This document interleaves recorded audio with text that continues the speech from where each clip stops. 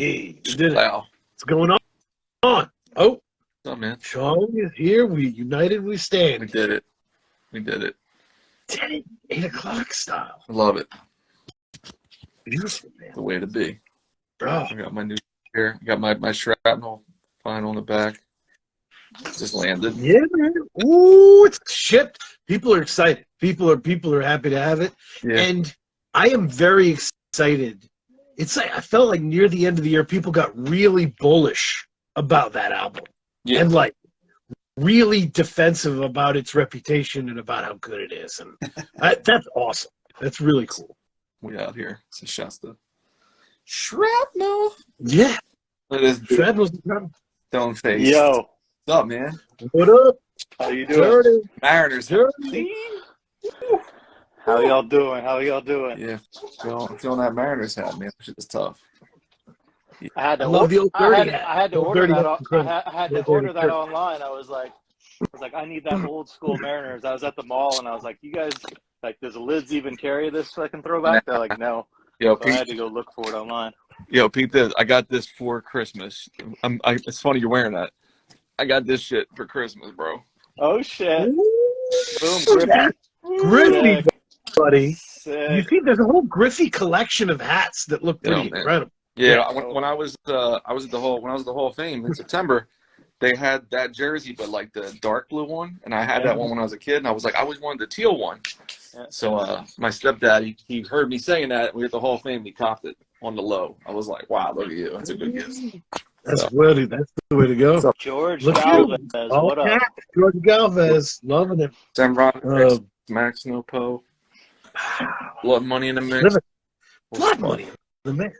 This is great stuff. Low, everybody's here. Yeah, man. So what we got tonight, man? We got a lot of shit. So we got to talk about it. There's a lot of topics. Do you want to do the movies first or the comics first? Let's do the movies, man. Movies are fun. People love the movies. People love the movies. So there's a whole wave of people, like kind of leftover DC people, leftover Snyder people, who are very mad at every announcement of everyone being cut. You know what I mean? They're so weird. They're people being cut from the team. You're done. Who cares? And they're mad, and we're all just like, yeah, the team was losing, so you have to get a new team. Like, what's going on? Yeah, you know? It's exactly what's up. That's exactly what's up. I saw some people crying over like, oh, I wanted, like, Black Adam was so good. I wanted to see The Rock continue that shit, and it was just like, I was just like, man, it's just a good thing that they blew that up because I mean, it was failing. The whole DCU was failing. I mean, the best thing they did was the Batman, and that wasn't even really connected to it. You know what I mean? So, I mean, plus getting James Gunn, like, he's got a good track record. He obviously, I mean, Guardians was amazing. I love the first one's still one of my favorite comic book movies. Second one was solid, and then he did the Suicide Love that movie, which Zilla loved it. Love it. I don't know. I liked it. It was I. And then he did Peacemaker, which was a big hit. It was entertaining. Wasn't my favorite, but it was still, I appreciated what they did with that. They take the no-name character and make it big. That's James Gunn's good with that. So I'm excited to see who they do and what they do with the characters there at DC. So I think it's a good thing. Like Henry Cavill, like, he's too old to keep playing Superman because they're going to be. But he was never good. They're going to make. He just looked the part. Right. That was it. He looked the part. He didn't really have to act. He just looked the part, really. So I wonder if one of those things. I have the feeling that if you took all the Cavill dialogue that he ever did as Superman, it would be like 10 minutes. He didn't say much. Never spoke. No. Never spoke. He never smiled, bro. He just looked. Never. He never. He's like stoic ass bullshit. Yeah. Even when he was Clark, he just wasn't smiling. He wasn't even like a doofus. He just had the glasses and like a fucking suit from Express. You know what I mean? He didn't do shit. I wonder if I'm imagining the scene in my head where Daniel Craig is watching these DC movies, and his kid points to the screen and goes, "Daddy, that guy's doing the thing you do where you don't speak." And you just Except for not glad. angrily at the screen. That shit was so whack, man. Like I don't get these. Like me and Brian Ellis were talking about it. He was like, "Yo, like these are like 38-year-old virgins on the internet that are like Zack Snyder weirdos." You know what I mean? Like there's no children like that shit. No kids give a good goddamn about any of that whole world, much less Henry Cavill. None of it. Like Batman a little bit, but they're more still like in the fucking like Deadpool than they ever were anybody in DC. Man, Wonder Woman a little bit, but like it's just it was a sinking ship, and it was one of them shits where everyone would go see those movies the first weekend and they would tank. Same thing with Black Adam. You know what I mean? Everyone's like checking it out, and then they were gone. Like it wasn't. I remember when Black Adam came out, Chong. I was like, "Yo, I want to go see it in the theater," and you were like, "It's it's fine, I guess. Like maybe it's more for kids." And then I watched it on HBO Max, and I was like, "What? I don't even know who this is for." It's like a jock's idea of like fucking. I'm a hero, and I fucking kill dudes, and Superman's a pussy. I'll smack him. It's like a very aggro jock's thinking, and it's like, yo, that's not. Who wants that? You know what I mean? That shit is dumb. Well, Zilla, it was classic DC in the sense that, like, of course they kill off the only good performance in the movie, right? Like, Pierce Brosnan is killing it, and they're like, "Oh, we don't want him to come back." No. Really? Yeah, and they were also like, let's just have him do the same stuff Doctor Strange did with like the 8 arms and the copies of everything. I'm like, I love Dr. Fate. It's my day one. I always liked him more than Doctor Strange, but I'm like, even that, it's like the Rock's jock idea. Yeah, it'll be like fucking Doctor Strange, but like he dies like a bitch. You know what I mean? Right, like, right. So dumb. I remember when me and Dan talked about it, I was like, it felt like G.I. Joe movie budget, kind of. You know what I mean? Like it had that kind of energy to it. It was just like, oh man. So I love watching the G.I. Joe movies. It's a great comp, Chong, because the G.I. Joe movies were a mess, an utter unbelievable mess, and you would be like halfway through it, like, this is a real thing? Like, The Rock is acting with a CW actor? What is happening right now? I like how many close-ups they just had like The Rock's head. It was like all the cameras were like here. I was like, what are we doing? He's like flying. The cameras. I'm like, what is this movie, man? It was like so bizarre. He had no dialogue in that either, which was he was just fucking kill people. He was just mean the whole time. Oh man. Yeah, so I'm glad that's over with. Just shoot that shit in the trash can. Like, we don't need no goddamn Batgirl. We don't need any of this shit, man. Like, let's just do, I don't know. Let's do Mr. Terrific or friggin' Mr. Miracle, and Booster Gold. Like, let's have fun with it, man. Yeah. One of the things I like, the casting is so bad on the DC side, right? Like, in terms of, they cast your boy as Aquaman, right? Right. And I was like, what? Like, that guy is one of the legitimately scary dudes in Hollywood, intimidating actors, right? Like, why would you cast him as Aquaman when he's scarier looking than Superman, and it doesn't make sense, right? Like, the power dynamics are really weird, and it was like that with, now you have Black Adam. How's he gonna fight? How's he gonna go against Shazam when he's like 18 times as jacked? It doesn't even, the dynamics are off. Dude. Yeah, and even then, like, The Rock was like, "Nah, fuck Shazam, we ain't doing that shit. I'm too hard for that shit." And like, it was like he was like, "I want to beat up Superman," basically, is what he wanted to do, because he was just like, it was an ego thing for him, I think, mostly. But I mean, what Zilla was saying with those interesting characters, I think that's going to happen because James Gunn is a big fan of Tom King and what those guys are doing, and he was even posting about those comics, so I'm sure he's going to be pulling from that. He mentioned Grant Morrison, who obviously is a legend of doing weird shit, so I think we're going to get some weird stuff going with James Gunn, so I'm excited for it. It's one of the things we've been complaining about this whole time is, like, DC to me is the deepest universe of weird, interesting characters. Right. I love DC in that way. And that's the first thing that Gunn did when he took over Suicide Squad, was just dig as deep as he could dig and pull it out and be like, this is how wild this place is. And he's going to do that. and he's going to keep doing that. The only question I have for you both is, because I was thinking about possible negatives of Gunn, right? Taking over. Gunn was kind of the template for a leg of Marvel's success, right? Right. Gunn, they took his template and are still using it. So if Gunn uses his template over in DC, then we kind of have a two-party system that feels like one party. Yeah, I mean, we'll see. I mean, I think like it's just kind of like about the balance, how they do it. Like I think they like in Marvel, they saw Taika, like what he did with the third Thor, and was like, oh, that was amazing. Let's just give him free reign in Thor 4. And then it was just too much. It was like he didn't have anyone like saying no. And so you always got to have that balance of like, yeah, you can do some zany, wild shit, but you still have to fucking have somebody rein it in. You can't just be doing weird shit all the time. So hopefully they can find that balance. I guess we'll see what happens. Yeah, they just have to find new directions.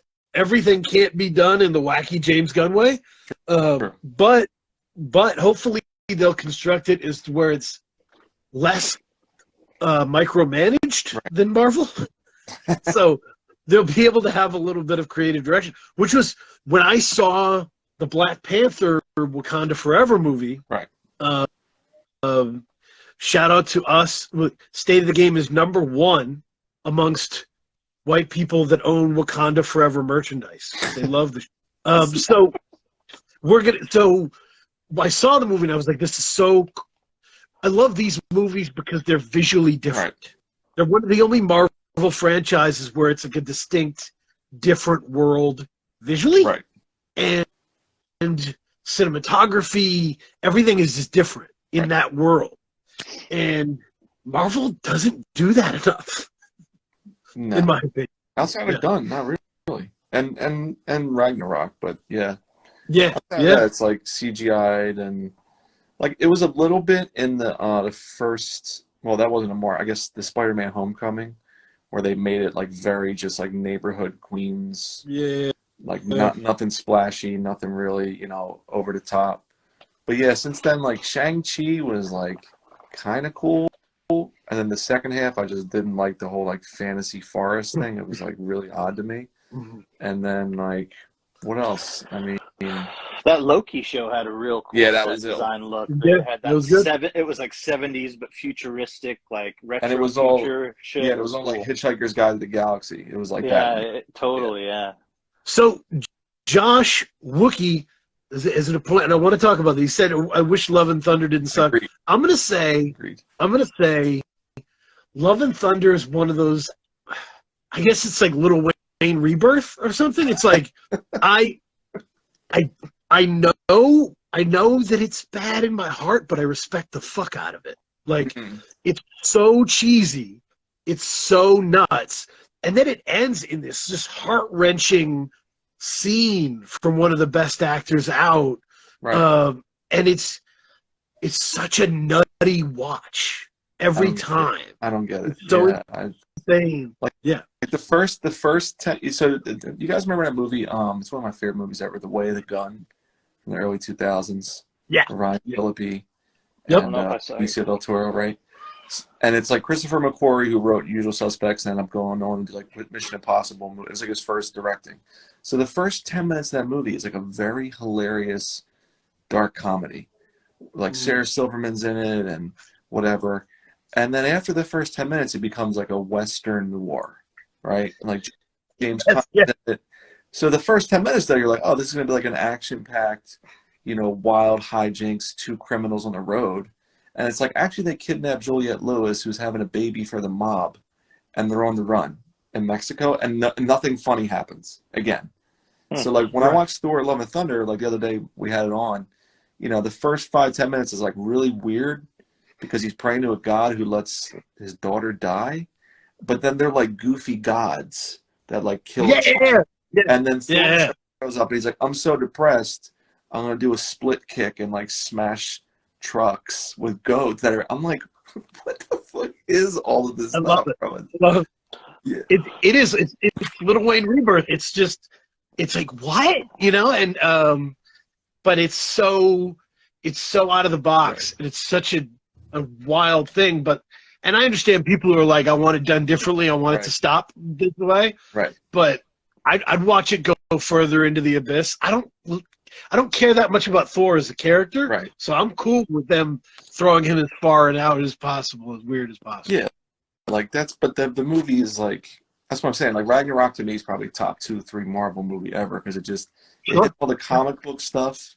It gives you Hulk in pieces that work. It gives you colors. It gives you funny shit, and it's like everything's like wrapped up. It's done. Like everything is right there. Boom.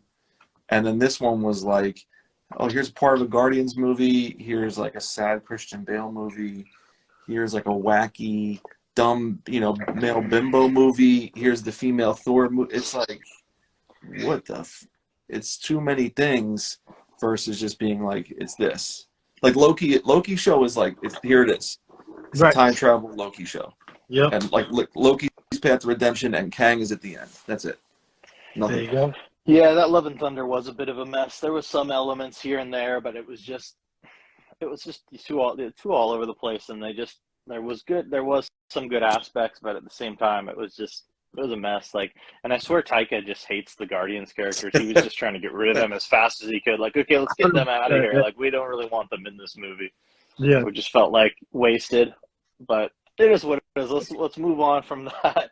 I mean, we never really talked about Wakanda Forever because it hadn't come out the last time we chatted. But I thought it was probably the best Marvel movie of the year. I thought it was probably better than Doctor Strange, which was, I'd say, probably the second best Marvel movie of the year. And I thought like another clear example of Marvel kicking DC's ass was fucking Namor versus Aquaman. Like, look how well they handled Namor. He was so dope. The mythology, the history of him, and that was just so cool. Like, they really like made the character better than I could have imagined. You know what I mean? Like, I really like what they did with him. And I was gonna say, one of the things I was thinking about watching the movie was like, they cast that first movie so well. So it was so deep, right? Yeah. That Boseman dies terribly, and the universe can just keep going, right? Because you're filled with incredible people. Yeah. But the tricky thing is, it's like, it would be like, let's go see Spider-Man 3. Spider-Man's dead. It's like the rest of the movie is, we're gonna go see Spider-Man. He's not there. So it's like, how do you? Like you're saying, how do you? Well, I mean, Spider-Man 3 was so bad. He was so bad, he might as well have been dead. I mean, Spider-Man 2 sucked too, man. I only liked the first one of the Tom Holland Spider-Man. So the rest of them were kind of a mess. Yeah, I don't go back to them much, but like the thing is just, I thought was interesting about the Wakanda joint was like, there was so much talking. You know what I mean? It was just like so much dialogue. And the action was like very, very secondary, to where when you get to the very last scenes, you're like, okay, here it is. Like, this is the Wakanda Forever Black Panther Namor shit. Like, here we go. You know what I mean? Love Namor in that one. Love Namor in that. Like that fight, when he was like jumping in the air with the wings on his feet, I was like, what's up, Midas? Yeah, that joint was, I was sitting there like, like holding my breath. But before that, I was like, how are they going to pull this off? You know what I mean? Like, how are they going to do it? It was a slow build up to that big battle at the end, but they did. It was pretty epic, the battle, so it's worth it. And it was, you remember, Chong, like after that first movie, Shuri gets her own comic book series like immediately. Right. I got the first issue of that one. I only grabbed the first one. It was a dope cover. And it was like this is a star. This lady is a star, you know? And I was so glad that she got to just carry the film. And, you know, and the scenes with her and Namor were dope. Mm-hmm. That was real cool. Yeah, it was a real cool flick. And the whole thing at the end was interesting because he's like explaining like, ooh, they'll be our friend when things happen in the future. I'm like, yeah, dude, this is what you should have done in the first place. Like, I want to give a shout out to Angela Bassett. She killed that role, and that was like epic, like Oscar-worthy performance. She was super powerful, and it was just dope, like seeing her like at that age and just like still looking flawless and just like the powerful speed. Like she had like some like crazy powerful speed in that one at one point. Yeah, she was dropping bars, bro. She had bars. I walked out of the theater and I turned to my wife. I was like, Angela Bassett had a 50-40-90 season on that. Killed it. Straight killed it. Great. It was cool that they brought back Great. That fell down again. So I'll figure to build that again. Yeah. It was cool that they brought Killmonger back in the astral plane. That was cool. That was dope. Cool. Good stuff. Well, that's my weekend. Sorry, my whole closet just collapsed for the second time in a month. Moving stuff. Moving. Oh man. There's my weekend. My second. There it is. That just happened. There's all my shit. This is the second time this happened in my house. Whole closet just collapsed. Like a rack, like the rack with like the everything stuff. Yep. Everything collapsed. This is the second time it happened. So there you go. That's my whole weekend. Rebuilt in my closet. What are you gonna do? All I can do is laugh. Oh man. Keep from crying. Activities never stop. Never stop. Homeownership. But yeah, no, I thought it was a really, and it was people. You remember in the early phase one, the whole rap was Marvel doesn't have good villains. They're not good with villains. Right. I think we're done with that, right? Like they've had some killer performances, whether it was Winter Soldier or Namor or Thanos. They've really found their stride, I think, with it. Yeah, dude, Michael Keaton. Yeah, come on, man. Michael Keaton. Yeah, he was nasty. Yep. Even Kang. I'm gonna see what Kang's about, bro. Oh, my Kang is gonna be so good. I rewatched Loki a while back, and that Kang, like, just even though he just shows up for that one episode at the end, is just like steals the show, man. That guy's so good. Yeah, Majors. Is his name Majors? Yeah, Jonathan Majors. Yeah, he was dope. He's a go for broke actor. He's not into trying to. He's not a sleepy time. Straight faced. Oh yeah. He's after it. He goes after. Yo, he leveled up quick because he was in the Five Bloods, and then he was in the Lovecraft Country joint, and then he was Kang in like a year and a half. I was like, wow. Nope. Well, Lovecraft Country was just so good that you knew that he was destined. Like that whole cast was just destined to be doing stuff. Yeah, because the girl, the chick from Lovecraft is on. She's on Loki. Remember, she plays the one. She's been in a lot of stuff. She's good. She's so dope. I forget her name. She's so dope. Yeah. No, but what do you think? So in the Gunn DC universe, there's already rumors, right? There's rumors that the dude switches from Aquaman to Lobo, which is amazing. That'd be cool. And what do you think? Who do you want to see? Who do you want them to bring in? I know Zilla dropped Plastic Man in the deal. Have some Kyle Baker, Plastic Man. Dick, that'd be dope. Love Plastic Man. What do you? Plastic Man, Zilla. I've always said that is who I am in the DC universe. Him. Yeah, I love E.L. O'Brien, bro. Love it. That's my guy. He's the most fun. Yeah, I mean, but like Booster Gold, like I was saying to somebody, like The Rock could have been Booster Gold. He would have been perfect as Booster Gold. Like I was just watching the Jumanji 2 for the first time, where he plays Danny DeVito, then he plays the nerdy dude from the first one. I was like, and he's amazing. I was like, literally anyone but Black Adam would have been fantastic for this dude to be in these movies. I mean, and Channing Tatum could be Booster Gold, and he would be great too. Yeah, he's got the comedic timing. He can do that. He really could have. I mean, I would love to see him. Who else would be cool? Lobo, like, I don't know what you would do. You know what I mean? It'd be tricky. I'm not a big DC historian guy, so I wouldn't even know. But I mean, I like the fact that Gunn likes Tom King stuff. He could. Tom King has actually been talking about how he's been doing some stuff for Hollywood, so I assume that might be writing some scripts for DC possibly. So maybe adapting one of his things. But I mean, we'll see. I mean, who knows? I mean, Mr. Miracle. I mean, it'd be interesting to see how they turn that into something. It feels almost more like a TV show than a for HBO movie. Yeah. Max Nopo with the Guy Gardner shout out. Said he wants to rock Guy Gardner. That would be good. I fucking hated Guy Gardner so much. I remember during the Death of Superman arc, there's a point where Doomsday is fighting Guy Gardner and just throws his head in a car and just slams the door on his head. And I was so happy. I was just like, thank you. Oh, shut this Yo, up. I love that. That's my favorite issue of Human Target, the Guy Gardner. Shit. Man, he gets clowned on, man. Like fucking Human Target clowns. I love that. Guy Gardner, man. I love that, bro. That was my favorite issue of Human Target. I gotta get into it, man. I haven't even read it yet. So good. Yo, Human Target would be like. Remember they tried to make it a show like 10 years ago on Fox. Yeah. I didn't know. It did. Oh, it was horrible. It was the one dude. He was on 24 for a couple seasons. He was like some random blonde. Oh, he was on 24. He was on Boston Legal. He's just some random blonde, good-looking dude. Yeah. And they made it almost like some A-Team shit, where like every week he's like hired to go do something for someone else.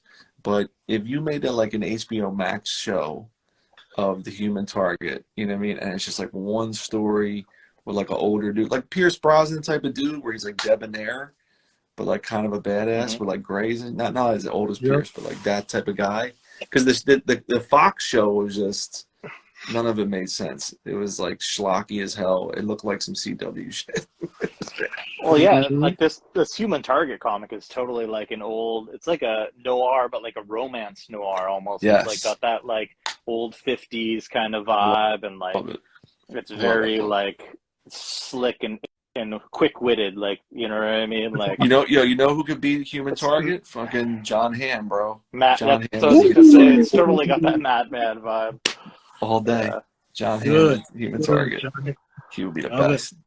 Because he gets comedic timing. He gets self-effacing stuff. Yep. Yeah, I think that's I'll never turn away John Hamm. Yeah, Green Lantern stuff, like they've always wanted to do it, and the Ryan Reynolds joint was like kind of all over the place. But like, do you need a Green Lantern movie? Well, Max Nopo talked about the Jeff Johns Tomasi Green Lantern run. If you're gonna do it, you got to do the Jeff Johns where he blows it up and he shows you all the different kinds of rings, and you got to do it like that. You got to do a big universe, and you got to have it like kind of done. Who's the dude who did the new Blade Runner? The Blade Runner remake? Dennis Villeneuve. But you got to have it, somebody who can make it big and vast looking and incredible. You got to have somebody. Yeah, it would have to. Because I remember, like, when I saw the Green Lantern joint with Ryan Reynolds, it was like, them,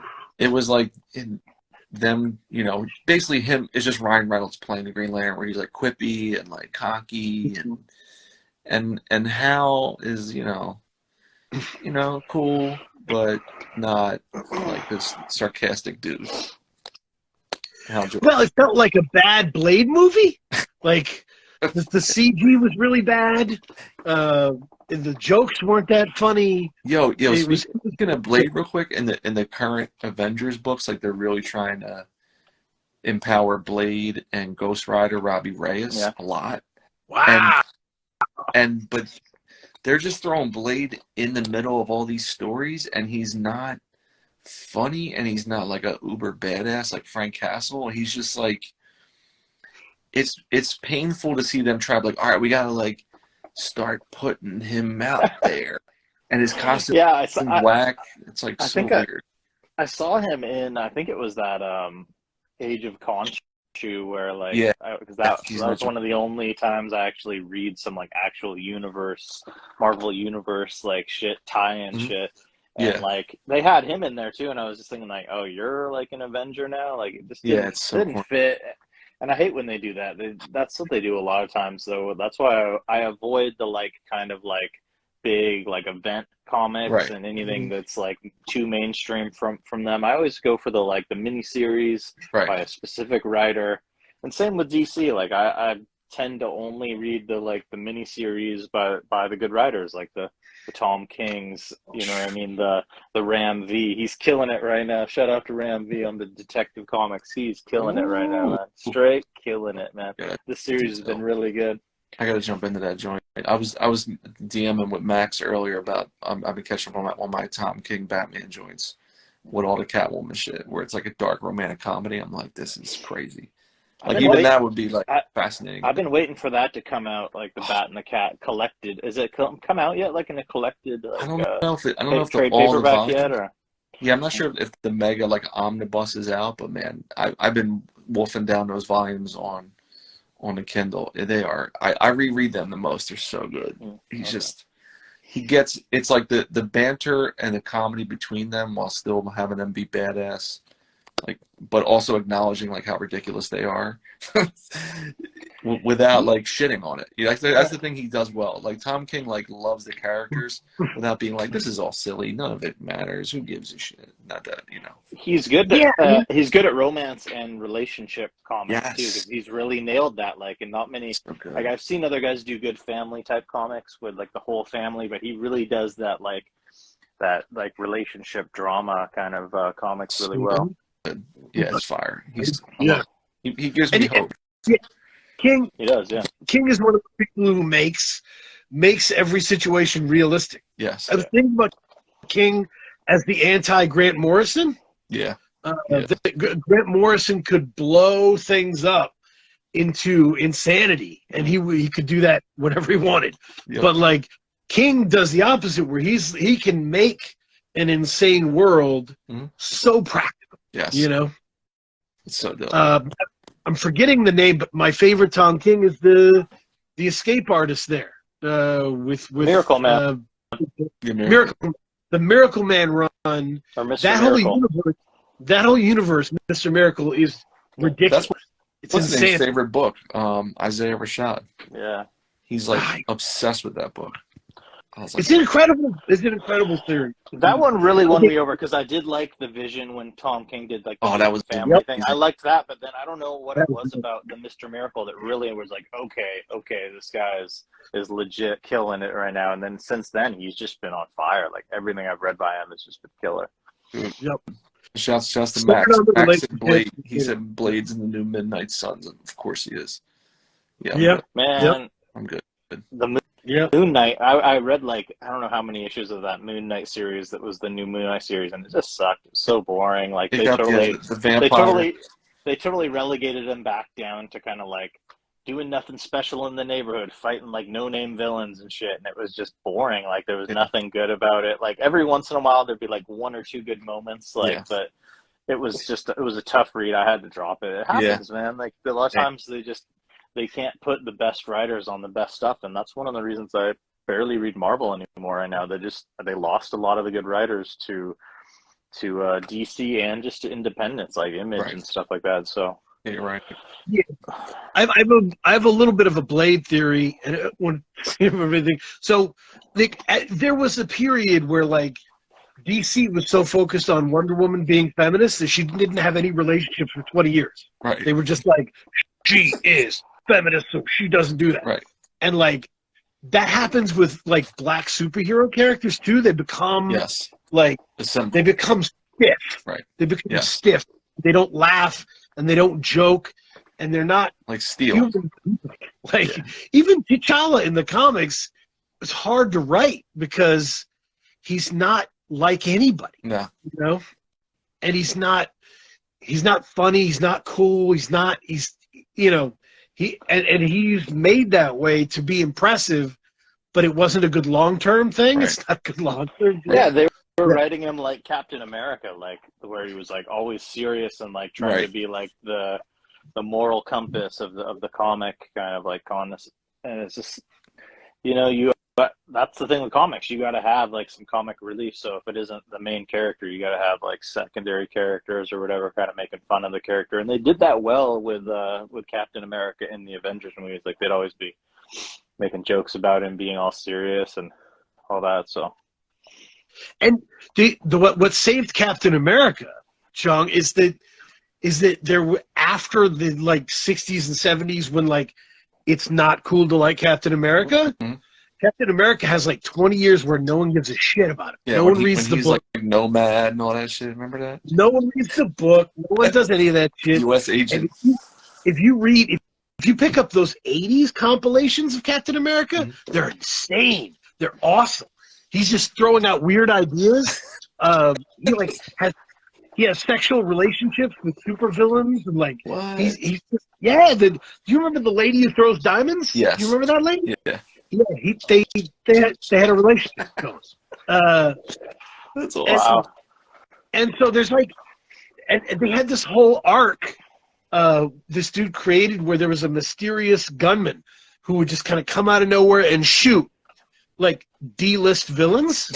It was a long arc, right? And all you would see is at the end of a comic book, a gun comes out, shoots the villain, and the writer said, he's like, I just want to get rid of some of these fucking guys. Such annoying. So they created this whole arc. Like, we gotta find who's doing this. It was just, they were doing whatever they wanted, man, because no one was watching. It's awesome. Yeah. He was like public access television. Fucking Captain America. Yep. You know what I mean? Like, that's amazing. They're just like, fucking gives a shit. And Iron Man was the same way in the 80s. Iron Man. Iron Man, come on. So, yeah, but it's I was going to say, Chong, in regards to comics this year, I think we are at the beginning of the era after the best era. Mm. Like, I read a lot of meh comics this year. Mm. I'm going to hold one up. Oh, shit. It's a lot like a lot of comics that Image puts out. It's got an Image sci-fi story that you could kind of dream up in your head. It's not that complicated, and it's extremely violent. Nice. Extremely violent, kind of wacky, pretty good art. That's kind of what you're gonna get, right? I remember going to the comic book store and asking the guy, "Hey, is this Keanu Reeves comic book good?" And he shrugged and said, "It's violent." It's violent. Violent, like that. That's like a Mark Miller book. Is it good? I don't know. It's violent though. That's violent. Like blood? Yeah, that's there it is. Jesus. Yeah, and the John Wick book was mad. Like, there's just a lot of meh out there, and I feel like I'm ready for a new crop of writers and illustrators to really shake stuff up. That's a good, yeah. I don't know. Well, I mean, you just have to dodge the duds and read the good ones, man. Like, this is probably my favorite single issue of the year, man. This Tom King Riddler one shot. Just the Riddler one shot. It was just so genius. And again, I mean, it's Tom King. It's so easy to give him props because he's number one right now. He's number one. He's the king. He's fucking reigning supreme.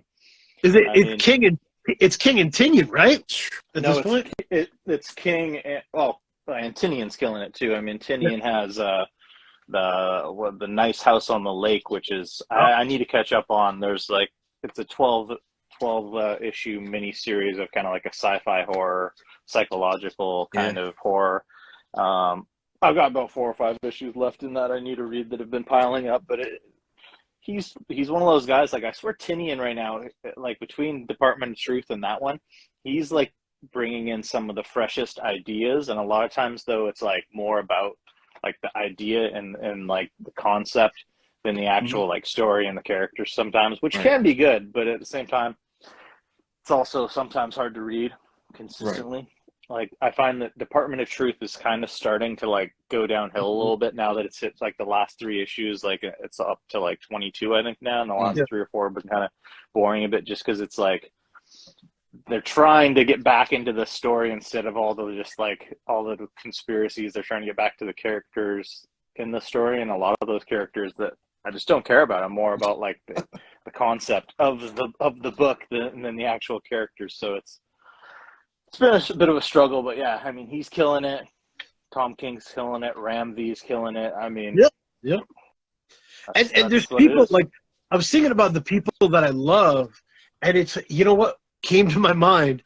I don't know if you guys have read any Daniel Warren Johnson. Yeah. I have. No. The Wonder Woman joint I read was just amazing. I love Daniel Warren Johnson. He's got an incredibly unique style in terms of the illustration and the writing that's completely his own, and he's got a pro wrestling series. Wow. He's got my favorite series of his, I can't remember the name of it, but it was like this kid, like when he plays guitar, he saves the world. That's awesome. And, the Wild Stallion. Murder Falcon one. Murder Falcon's incredible. One of my favorites. He's one of those guys where he's more artist than writer because like his art is so incredible that like it tells the story and he doesn't have to actually be that amazing at writing. But that one Wonder Woman one, I haven't read tons of his stuff, but the Wonder Woman was incredible. I also read the what's the character that's like in Thor? He just did like a Thor character. Oh, cool. Black. What's that guy's name? Bill or the Bill. Beta Ray Bill. Beta Ray Bill. Yeah, he did Bill. That's a good match. It's a great match. Like that. Yeah. So like that one. But yeah, there's people like that who I get excited about because they're so different. Yeah. But like, I remember the period of like the Manhattan Projects where you were just like, what? This is insane. And I'm not. I don't know. I didn't get that this year a lot. I don't know. Yeah. Maybe Laura Olympus. I really like Laura Olympus. Yeah. I didn't read as much this year because I had been getting kind of burnt out over the last, because I went pretty hard over the last like 5 years, right. 5-6 years of comics, and just starting to burn out a bit, and I've been reading less and just narrowing it further and further down just to the writers that I know and the creative teams that I know that are going to kill it. So I would recommend reading this, boys, the Fat Joe book. Okay. Boy. This is straight dessert right here. This is so good. That book is. I read this in like 4 days. This book is fantastic. It is awesome. Yeah, it's a great book, man. We should do a little bit of time. We should do a little bit of time on this because I am 220 pages into the Raekwon book, and you finished the Fat Joe. Mm-hmm. I don't know. We should talk about like one thing you've learned from reading that book that's informed you about Fat Joe. Okay, so real quick, when I read the Raekwon book, it was more like this dude. He's always been Raekwon from the day he was fucking 12 years old till 50 years old. He's just been that guy, never changed, for better or worse. Fat Joe's the same exact way, but the only difference is the confidence Raekwon had early on as a rapper. Like Fat Joe didn't have that till like Don Cartagena. Like he in the book says him come up around DITC, he was like, I was the worst rapper in DIT. I couldn't touch AG, Diamond, who can Big L. Right. But he said like he even said like if you listen to my first album now, my rhymes are like, you catch wreck, I'll catch a check, I'll break your neck. He's like, it's very basic and it's not the best. But he realized early on like he can only go up. So when he came around Pun, he was like, oh, like he's the one, not me. This dude is it. Whereas like other people would have been like, oh no, you're the best, but like you got to be under me. Whereas like when you listen to Capital Punishment, Joe's on one song. It's not the Joe show. And then on Don Cartagena, Pun's on like 3 joints, but it's still like he's still pushing Pun. Whereas like Ray is like it's about Wu because there's the best thing out, but it's about Ray now. You know what I mean? It's like Wu's the launching pad, but like I don't like Wu. I like Ray. Remember in the Raekwon book he talks about Fat Joe and AZ are like his best friends. Oh yeah. Oh yeah. Yeah. What's up, Mighty Healthy? Yeah. So it's like Joe he's always known his limits as an artist, whereas like Ray, like Alaska always said, Ray's the most confident short fat guy next to George Costanza. Like he's the best. That's awesome. What I learned by page 220 is really like got in my head today was because we got past Cuban Links. Now Ghostface is recording his album. Right. And he starts to talk about how no one's there and no one's supporting each other. Correct. Except him and Ghost. Yep. And so I don't know why I just threw on Supreme Clientele, and I was like listening to Ghost go off, like listen to him on one, listen to him whatever, this prime Ghost, and I'm hearing Raekwon in the background being like, yeah. I'm hearing him hype him, I'm hearing him get his man up, and I'm like, the rest of the Wu didn't understand the value of that. What? That's what he says in the book. Like they were a fucking boy band. Like it was a construction from RZA and the brilliance of that. But you know, like he doesn't name names, but it's very clear if you do like deduction who Ray's talking about when he's like, there's a set of guys that don't want to rock the boat because it's their check, and another set of guys are like, no, fuck this. Like I'm not with this guy. I don't like RZA. I don't like any of these dudes. It's whatever. But we do have fans and so on and so forth. And like Joe, because Joe's not part of a collective, like he talks about like him being the leader. You know what I mean? And talking about like people that let him down, robbed from him, stole from him, you know, dealing with the aftermath of Pun dying and going to war with 50 Cent and all that. Like it's very different if Joe was like only ever under DITC and couldn't do anything outside of DITC. You know what I mean? But the cool thing about Joe too is like him talking about, oh yeah, me and Showbiz, like Showbiz was getting money in the street with me. We were 14. We had brand new Lexuses and, you know, and then I was there when Showbiz taught Buckwild how to make beats. I was like, what? It's fucking amazing. Wow. He's like, yeah, I was in the room. And he's like, oh, yeah, push this button and load this up. And okay, yeah. But, like, Showbiz was way more street than he was a producer. He was like a street dude and a rapper before he became a producer. I was like, that's insane. Wow, sure. Like, he's only one of the best producers ever. Like, where the fuck am I? And then Joe's like, oh, yeah, like, Finesse, I used to see him walking around, and he just like brought me around one day, and then Diamond was there, and then we were just like kicking it, and they were telling me like, yo, leave the streets behind, Joe, you're gonna get killed, like be in the studio. And he's like, I'm 16 with like 6 cars and like 50 workers, I'll see you guys later. Like it's insane. It's crazy. Different life. I mean, it's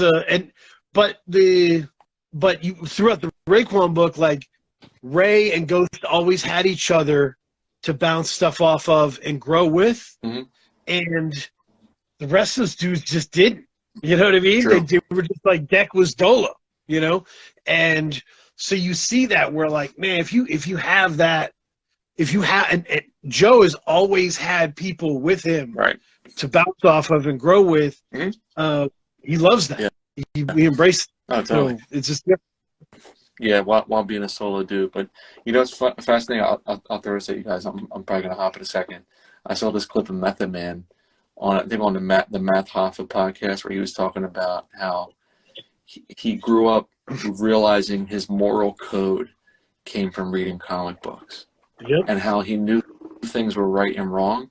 And I was thinking about that, where it's like, you know, I went to Catholic school for 12 years and all those things. And like, you know, it gets beat in your head going to church all the time and having to read that shit. But it's like, I learned empathy from X-Men.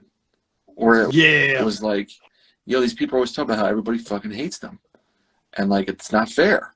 And like, why people always trying to kill them and like throw shit at them. And, yo, Muty, go to fuck, you know, it's like, that shit is crazy to think about, you know, like how reading comics is like a cool way to be like, yo, there's right and wrong ways to do this. And Method Man was saying that. He was like, because I grew up reading comics in fucked up environments, I always had like a moral compass versus dudes that didn't. And I was like, Method Man's like fucking superstar. You know what I mean? Like never got into any wild shit. Right. In the middle of all of it. Yeah. That was crazy. That's all. No, it's I remember distinctly, and for me, I don't think it was the superheroes as much as the supervillains. Like I think, like I remember distinctly going to the comic book store and getting this like reissue of Two-Face's origin story, and he was like, and I remember reading it and being like, man, he was trying to do the right thing. And they threw acid in his face, you know, when he was, so it was just, I remember thinking that, like, that's fucked up, you know. Right. And it was like, it taught me a lot about, you know, you don't always get what you feel you should get. You know what I mean? Right. You like, life is fucked up and you get fucked up. And it was good. It was like real good understanding of how things were. But yeah. I just read this line right before we hopped on in one of the Tom King Batman joints where it's like Bruce's bachelor party and Lois Lane and Selena Kyle are like drunk at the Fortress of Solitude chilling. like doing all this wild shit. And Bruce is sitting there with Clark, like playing chess and like trying to have like a bro hangout session. Bruce is too weird. Right. So he's like, so Bruce is like, so Clark is the whole time is like, hey, I know you were going to get married. Like, I can help you with that. If you have any questions, you need advice. And he's like brushing him off. And finally Clark goes, you know, here's the thing about you. Here's what separates me from you. He's like, I love being Superman, but I hate that I have to be Superman. He's like, you hate being Batman, but you love that you have to be Batman. And I was, ooh, that shit was a bar. That was a bar. Hard. That's a bar. And that sums them up. You know what I mean? It's like, and that's why, like, as I gotten older, I really, really love Superman more because it's like, this dude would wants to have a normal life. That's it. He just wants to be chilling the fuck out. You can't. Whereas Batman does not want a normal life. The distance between Batman and Lex Luthor is just not that far. Right. Like, it's not that far away, and Superman would be more than happy to go back to the field and just hang on the farm and whatever. He's a fucking farm boy, man. He's just some farm boy from nothing. It's a great run, man. Yeah, that was a fascinating thing when I saw. So, and Method Man was talking to me all about like being Cable and getting in shape and X-Men and all this. I'm like, just fucking put this guy in the movie, bro. God, like, I know he's old, but like, look how incredible he is. Like, Jesus Christ. He's killed it. Method Man's one of those people who kills it. Yeah. He's incredible. He knows what he's going to do. He gets the movie. You know, you remember when he was like he's in that Amy Schumer movie? Oh, yeah, he was like the Jamaican doctor. Yeah. Like, normally that would be awful, right? You're like, oh, he's playing the Jamaican. This is going to be awful. And he knew what the movie was. He knew what he was supposed to do. Did his thing. I respect Meth a lot. Yeah, you know what movie he's in that we never remember? He was in fucking Garden State. What's that? I never saw it. Oh, like it's the most indie shit. It like made the Shins popular and Frau. The soundtrack was massive. It's like Peter, what's his name's in it? That was in Green Lantern. Peter Skarsgård's in it. Natalie Portman. The movie makes no. If you watch it like objectively, like this movie makes no sense. But it was like such a moment because everyone loves Zach Braff. And he plays like a doorman or something. You're like he has like a 10-minute sequence. Like why is Method Man in this indie movie with all these white people? There's no black people. There's no person of color except Method Man in the whole movie. Yeah, that's he's been able to slide in that way. But like and re-listening to that 36 Chambers, I was like, holy shit! Like these hooks are all Method Man. Yeah. Like, damn! Like he was the original star. He was the original star of the group. I mean, he really had he had his own theme song on the first album. You know what I mean? Like he was the guy. He was the guy. You know what I mean?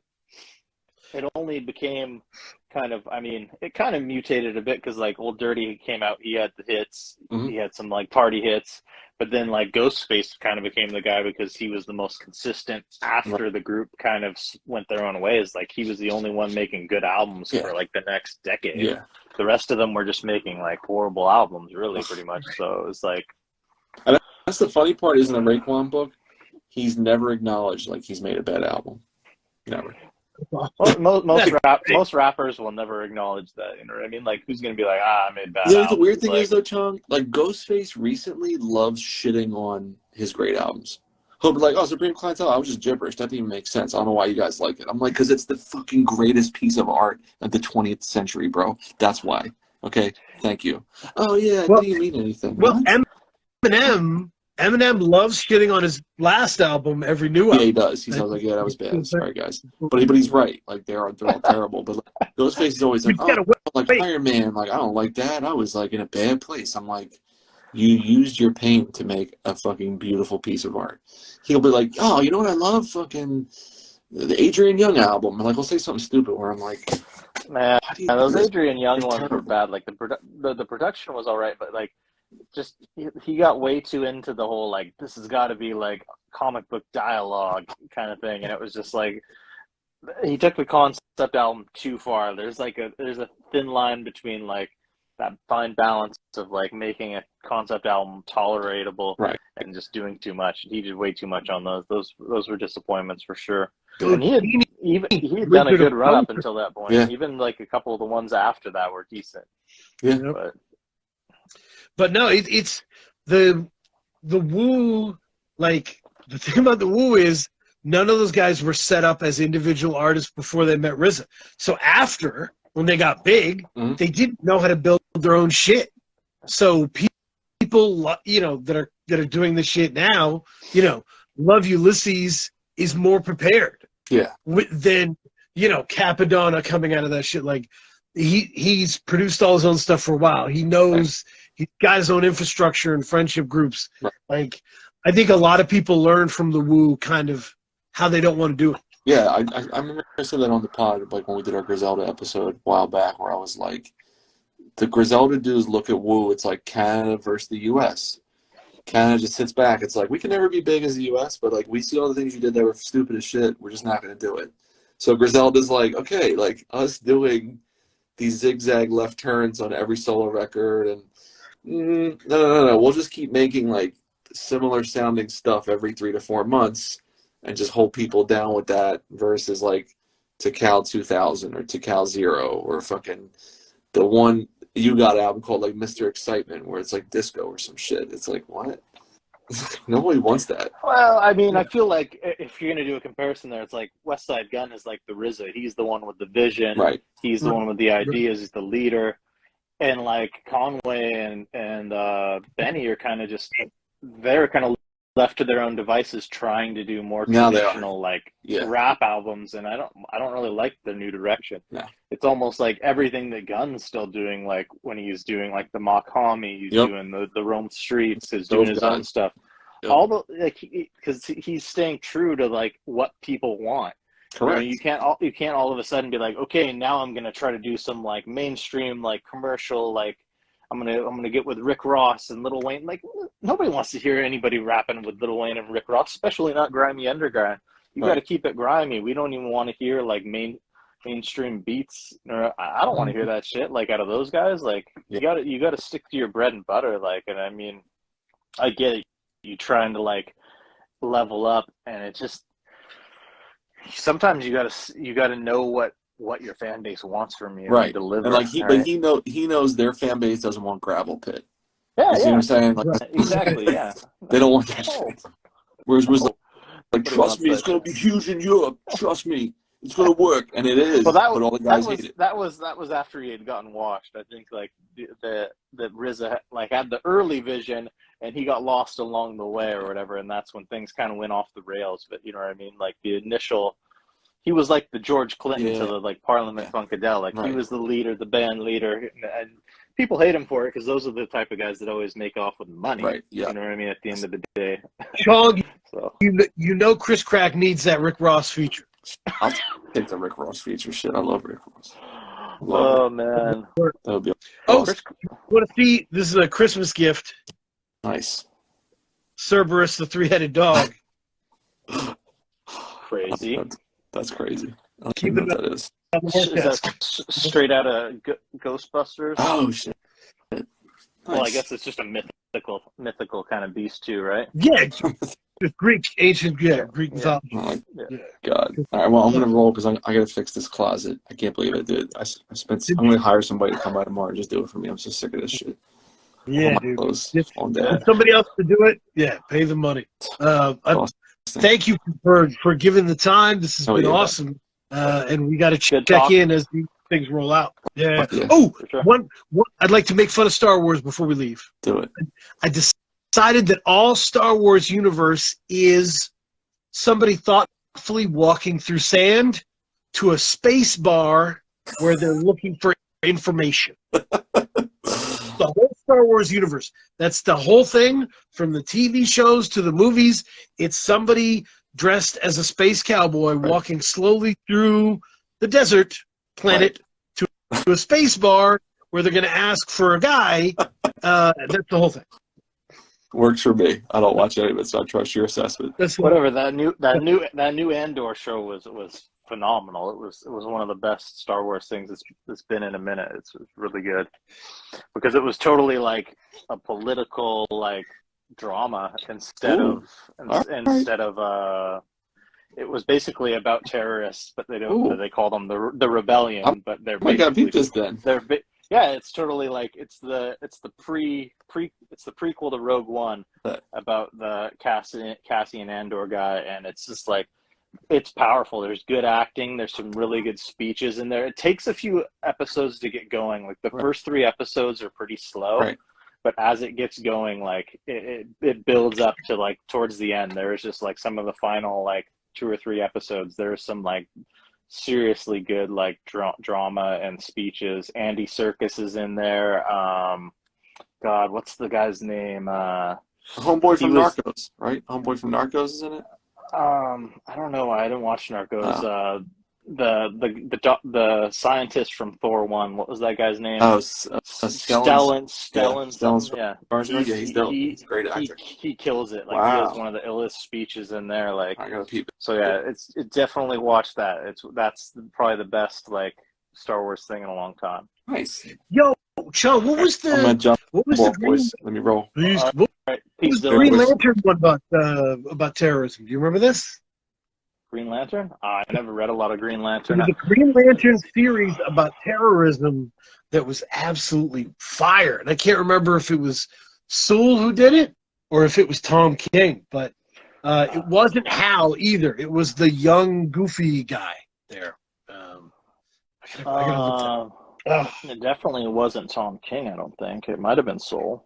I don't know. I don't read a lot of DC, like, universe type stuff. I did read some of the Grant Morrison Green Lantern, but even that kind of bored me a bit. It was just like you're like a cop in space. Yeah. It was kind of I like this. John Stewart was probably the most interesting of them. But yeah, I don't fuck with cops even in space. You know, I'm just not an expert on a lot of the DC characters and like the regular storylines and stuff like that.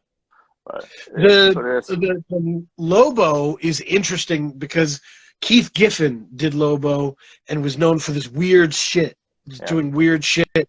He did Ambush Bug. It was an insane character. And like he created this space biker who hunted people for bounty. And he was ultra violent. Totally dark and insane. He had this like whole fake documentary thing where Lobo was had like killed his entire high school class and shit. Like it was Keith Giffen making fun of hardcore 90s comics. Okay. It was totally him like being Deadpoolish about it. And so that they just never used Lobo because it's too insane of an idea, but yeah, Gunn would do it. Gunn will do it.